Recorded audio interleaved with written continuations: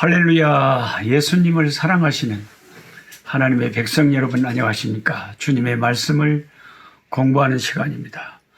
1년에 성경을 읽도가는 프로그램 노록수 선교사와 함께하는 꿀송이 보약 큐티 오늘 332번째로 2020년 11월 27일 금요일 성경 공부를 시작하겠습니다. 오늘은 디모데 전서를 공부하는 날입니다. 디모데 전서 1장에서 6장 말씀을 여러분이 오늘 꼭 읽어야 됩니다. 이걸 다 읽으시고 제가 다 설명은 할 수 없지만 오늘 또 꼭 필요한 말씀을 좀 설명을 해 드리겠습니다. 저의 이 유튜브 성경 공부를 진짜 고생하면서 매일매일 이렇게 편집해서 올려주시는 제 동역자 김병산 전도사님이 저에게 이런 통계를 말해주더라고요. 그런 통계가 다 유튜브를 하면 나오나 봐요. 노 목사님, 구독을 한 1000명 정도가 한 2, 3일 지나면 조회를 하는데 그 1000명 중에서 구독을 안 하고 조회만 하는 사람이 한 20%에서 30%가 됩니다. 한 200명에서 300명은 구독을 안 하시고 구독을 누르지 않은 상태에서 그냥 조회만 살짝 하고 맛만 보고 가버린다는 거죠. 그래서 혹시 아직까지 구독 안 누르시고 조회만 맛보기 이렇게 하시는 분들은 더 이상 맛만 보지 말고 꼭 구독을 누르셔서 평생 1년에 한 번씩 성경 공부, 성경 통독하는 이 일에 함께 해주시면 너무나 감사하겠습니다. 왜냐하면 이 구독자 수가 많아져야 더 많은 사람들에게 이게 영상이 노출이 되고 그런데요. 그러니까 그렇게 서로 협조를 해주시면 너무 좋은 것이죠. 하나님 말씀 운동에. 이 디모데 전서, 디모데 후서, 디도서 이 세 가지의 책을 학자들이 뭐라고 제목을 붙였냐면 목회서신이다. 그럽니다. 목회서신. 에베소, 빌립보, 골로새서는 무슨 서신이냐? 옥중서신이다. 그럽니다. 바울이 감옥에서 쓴 교회를 향한 편지가 옥중서신이고 여기 디모데 전서, 디모데 후서, 골로새서, 디도서는 목회서신이다 그래요. 그래서 교회 지도자들, 목회자에게 꼭 필요한 말씀이 여기 담겨져 있습니다. 이 디모데라고 하는 하나님의 사람은 사도 바울이 가장 신뢰하는 동료 중 한 사람이었습니다. 바울은 디모데를 뭐라고 불렀냐면 디모데전서 1장 2절에 나오죠. 믿음 안에서 참 아들된 디모데에게 편지한다. 진짜 자기가 난 아들이 아닌데 믿음 안에서, 예수 안에서, 은혜 안에서 낳은 아들이다. 얼마나 가까웠으면 참 아들이다 그러겠어요. 진짜 아들이라고. 그만큼 사도 바울에게는 디모데가 너무나 아들처럼 그렇게 힘이 되었고 디모데도 아버지처럼 영적인 아버지처럼 바울을 따랐던 것을 알 수가 있습니다. 디모데의 아버지는 그리스 출신의 사람입니다. 그러니까 유대인이 아니죠. 이방이죠. 헬라인이죠. 그런데 엄마는 경건한 유대인이었습니다. 그 어머니 이름이 유니게입니다. 유니게. 그리고 그 애할머니 이름이 로이스였습니다. 이 애할머니 로이스와 그 엄마 유니게가 이 디모데를 어려서부터 성경을 가르치고 경건하게 사는데 큰 영향을 미쳤다 그럽니다. 그래서 이 디모데 후서 1장 5절을 보면 디모데에 대해서 이렇게 바울이 이야기를 합니다. 이는 네 속에 거짓이 없는 믿음이 있음을 생각함이라. 디모데는 거짓이 없는 진실한 믿음을 가진 자였는데 이 믿음이 어디서부터 생겼느냐? 먼저 네 외조모, 외할머니 로이스와 네 어머니 유니게 속에 있더니 네 속에도 있는 줄을 확신하노라. 디모데후서 1장 5절에 그렇게 써져 있거든요. 그러니까 외할머니 로이스와 엄마 유니게의 그 경건한 신앙이, 그 진실한 믿음이 그 아들 디모데에게 대를 이어서 영향을 미쳤다 하는 것입니다. 제가 부족한 사람인데 우리 아들하고 또 딸 둘이 이렇게 보면은, 물론 아프리카에서 얻은 자녀들은 조금 더 영성이 좀 약합니다만은 제가 직접 낳아서 키운 우리 아들하고 딸 둘이는 어떨 때 보면 참 신앙생활을 나름대로 잘하는 걸 보면서, 큰아들은 지금 전도사로 교회를 섬기고 있고, 큰딸은 선교지에서 엄마 아빠를 대신해서 그 불쌍한 에이즈 고아들의 보호자가 돼서 지금 선교지를 지키고 있고, 33살 노처녀가 돼갖고.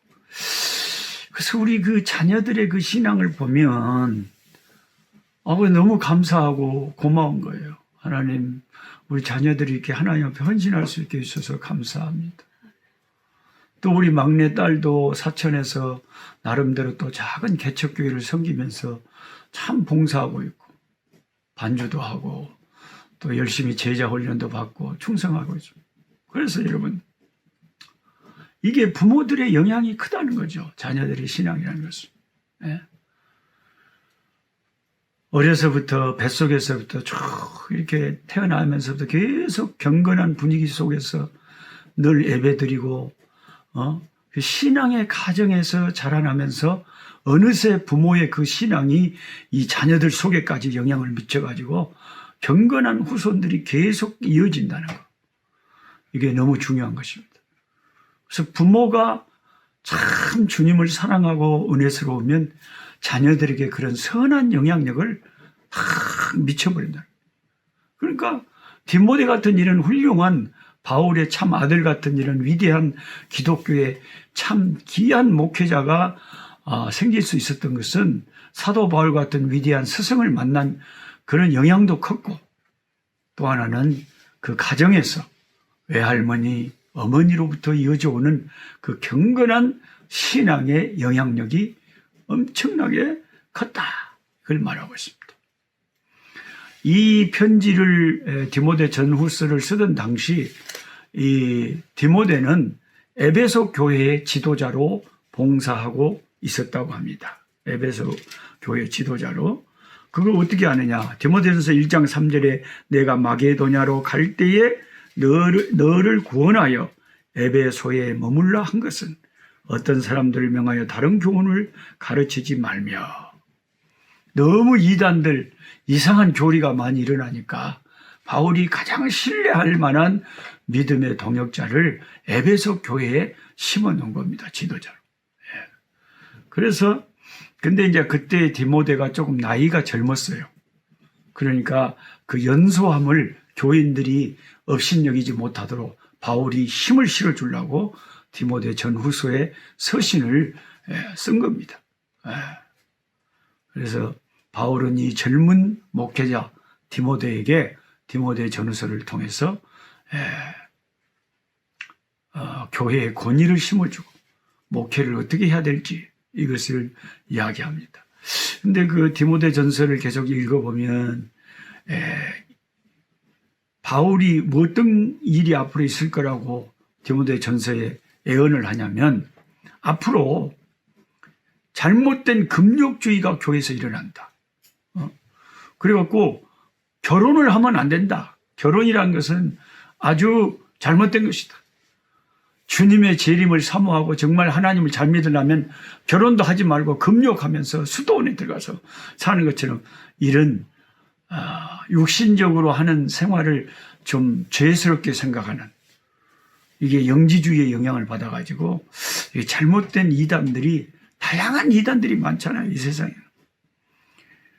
그런 것을 디모데전서 4장에 바울이 그런 사람에게 미혹되지 말라고 경고했습니다.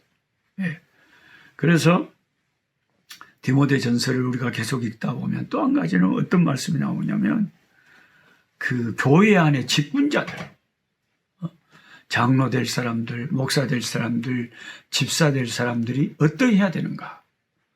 그런 자격에 대해서 이야기를 하는데 핵심적인 자격은 뭐냐면 일단 가정에서 문제가 없어야 된다는 거죠. 가정에서 문제가 있다. 그럼 교회에서 직분자로 세우면 안 된다는 거죠. 자녀들을 제대로 신앙으로 교육을 못 시켜갖고 자녀들이 그냥 막 세상에 빠져서 막 방탕하고 돌아다니고 이런 사람을 교회에서 큰 직분을 맡기면 자기 가정도 제대로 돌보지 못하는 사람이 어떻게 하나님의 교회의 지도자로 어떻게 제대로 섬기겠느냐 이런 거예요. 그러니까 한 아내의 남편이 된다 이 말은 교회 지도자가 여러 여자를 갖다가 얻어놓고 살아도 안 되고 일부 일처 그리고 가정에서 본을 보이고 사람들에게 칭찬을 받고 참 저분은 참 훌륭하신 분이다 이래야지 세상에서 지탄받는 사람이 교회에서 직분을 받고 있으며 세상 사람들 손가락질합니다. 어머 저 사람이 교회에서 뭐 집사라네 장로라네 그러면 오마 괜히 교회 요거도 못한다니까요. 아예 교회 직분을 안 하는 게 나아요. 그래서 사람 외인들에게까지도 칭찬을 받는 자여야 되고 당연히 교회 안에서도 저분은 참 집사님이 되실만해 장로님 되실만 이런 평가를 받아야 돼요. 하나님 앞에서도 바로 살아야 되지만 사람들이 보기에도 인정을 해야지 사람들이 보기에는 영 아닌데 그냥 그렇게 교회 직분을 맡아서는 안 된다는 것입니다. 그 다음에 오늘 저는 특별히 나누고 싶은 말씀 중에 디모데전서 1장에 바울이 자기 간증을 하면서 1장 12절에 이런 이야기를 합니다. 나를 능하게 하신 그리스도 예수 우리 주님께 내가 감사함은 나를 충성되이 여겨서 내게 직분을 맡기심이네. 바울은 자기를 이방인의 사도로 직분을 맡기신 예수님이 너무 고마운 거예요. 그럴 자격이 없는데 예수님을 핍박하고 예수 믿는 사람들 잡아들인 사람이고 죽인 사람인데 이런 못된 인간을 하나님이 모시라고 주님이 찾아와셨어요. 자기를 회심시키고 회개시키고 예수님의 가장 귀한 직분 이방인의 사도가 되게 해주셔서 예수를 증거하는 자로 삼아주신 것을 바울을 충성되게 하나님이 여기서 그 직분을 맡겨주신 것이 바울은 늘 감사했어요. 오늘날 교회 안에서 목사도 있고 장로도 있고 권사도 있고 집사도 있고 평신도도 있지만요. 직분을 가진 자들 가운데 사도 바울처럼 이렇게 영광스럽게 여기고 감사하는 사람들이 그렇게 많지가 않아요. 뭐 집사가 나 혼자인가 뭐 이러면서 하나님이 자기 교회에서 맡겨준 직분을 그냥 쉽게 생각하는 사람이 있어요. 그런데 바울은 늘 그게 너무 감사해요. 나 같은 죄인에게 하나님을 위해서 이렇게 섬길 수 있는 직분을 주셨다는 거. 이 세상의 국회의원보다 이 세상의 무슨 장관보다 이 세상의 어떤 벼슬보다 주님의 교회에서 직분을 맡아서 주님의 교회에 충성하는 게 나에게 이것을 맡겨주신 하나님이 너무 바울은 감사했다는 거죠. 그걸 그렇게 영광스럽게 생각했어요. 이게 신앙이 정말 훌륭하신 분들이죠. 예수님 사랑하는 자들이 이런 생각을 하는 거예요. 자기의 죄를 생각해 보니까요. 바울은 그게 너무 고마운 거 13절에 뭐라고 써요? 내가 전에는 비방자요 박해자요 폭행자였으나 도리어 긍휼을 입은 것은 내가 믿지 아니할 때는 알지 못하고 그런 짓을 했다. 14절에 우리 주의 은혜가 그리스도 예수 안에 있는 믿음과 사랑과 함께 넘치도록 풍성하게 내게 역사해서 15절에 미쁘다 모든 사람이 받을 만한 이 말이요. 그리스도 예수께서 죄인을 구원하시려고 세상에 임하셨다 하였도다. 죄인 중에 내가 괴수니라. 괴수라는 것은 두목이다 그 말이에요. 머리다 이 말이죠. 깡패도 똑같은 깡패가 아니고 깡패 두목이 있잖아요. 조폭 두목이 있잖아요.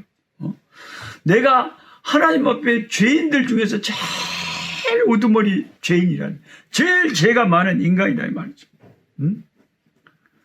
근데 이런 죄인들을 구원하시려고 예수님이 오셔서 십자가에 피 흘리시고 나 같은 죄인의 우두머리를 갖다가 하나님의 복음 전하는 자의 직분을 주신 것이 이게 주님의 놀라운 은혜가 아니냐 하는 것입니다. 16절에 그러나 내가 긍휼을 입은 까닭은 예수 그리스도께서 내게 먼저 일체 오래 참으심을 보이사 후에 주를 믿어 영생 얻는 자들에게 본이 되게 하려 하십니다. 그래서 바울과 같은 사람도 하나님 오래 참고 그를 결국 변화시켜서 하나님이 쓰시는 일꾼으로 삼으신 것이 하나의 본이 돼가지고 세상에서 아무리 방탕하고 하나님을 멀리 떠난 사람도 저 사람도 언젠가 은혜 받으면 변화돼서 주님의 귀한 일꾼 될 수 있다. 그런 소망이 생기는 거죠. 바울을 보면 그런 소망이 생겨요. 우리 주변에서도 그런 사람들 많잖아요. 막 완전히 망나니처럼 그냥 막 술 주정뱅이 술에 빠지고 그냥 희한하게 가족들 애먹이고 살다가 어느 날 마음이 변화가 오고 주님 앞에서 철이 들고 은혜를 받아서 자기 죄를 회개하고 이제부터 주님을 위해서 내가 주님을 위해서 충성해야 되겠다. 주님의 교회에 참 몸바쳐 헌신해야 되겠다. 그래가지고 그동안 못다한 충성을 다 하는 그런 믿음의 사람들이 얼마든지 있잖아요. 그게 바울이 본이 되는 거예요. 바울 같은 사람도 하나님이 그렇게 귀하게 쓰십니다. 하나님이 나와 여러분 이 못난 죄인들을 불쌍히 여기시고 오래 참으시고 변화시키고 은혜 주셨어요. 이렇게 하나님을 위해서 살 수 있게 하신 것 주님의 전적인 은혜임을 고백합니다. 내일 또 뵙겠습니다. 약한 자 힘주시고 강한 자 바르게 주한 자